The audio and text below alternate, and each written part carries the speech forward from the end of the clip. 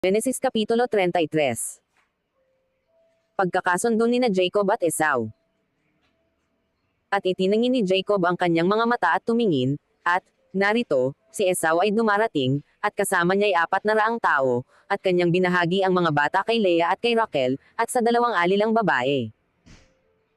At inilagay niya ang mga alila na kasama ng kanilang mga anak na pinakapanguna, at si Leah na kasama ng kanyang mga anak na pinakapangalawa, at si Rachel at si Jose na pinakahuli. At siya naman ay lumagpas sa unahan nila, at yumukod sa lupa na makapito, hanggang sa nalapit sa kanyang kapatid.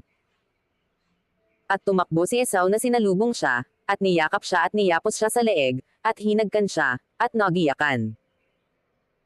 At itiningin ni Esau ang mga mata niya, at nakita ang mga babae at ang mga bata, at sinabi, "Sino-sino itong mga kasama mo?" At kanyang sinabi, "Ang mga anak na ipinagkaloob ng Diyos sa iyong lingkod." Nang magkagayoy nagsilapit ang mga alilang babae, sila at ang kanilang mga anak, at nagsiyukod.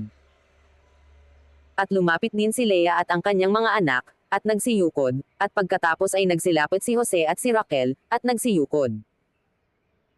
At kanyang sinabi, "Anong palagay mo sa buong karamihang ito na nasumpungan ko?" At kanyang sinabi, "Nang makasundo ng biyaya sa paningin ng aking Panginoon." At sinabi ni Esau, "Mayroon akong kasiya, kapatid ko, ariin mo ang iyo."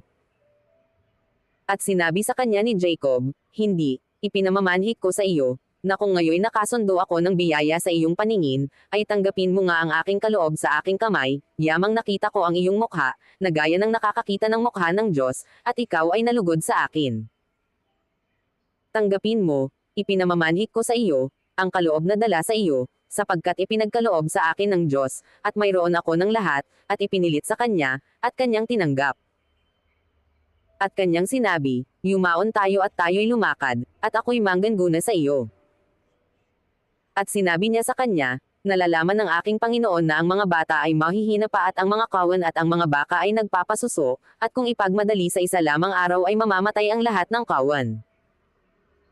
Magpauna ang aking Panginoon sa kanyang lingkod, at ako'y mamamatnubay na dahan-dahan, ayon sa hakbang ng mga hayop na nasa aking unahan, at ng hakbang ng mga bata, hanggang sa makarating ako sa aking Panginoon sa Seir."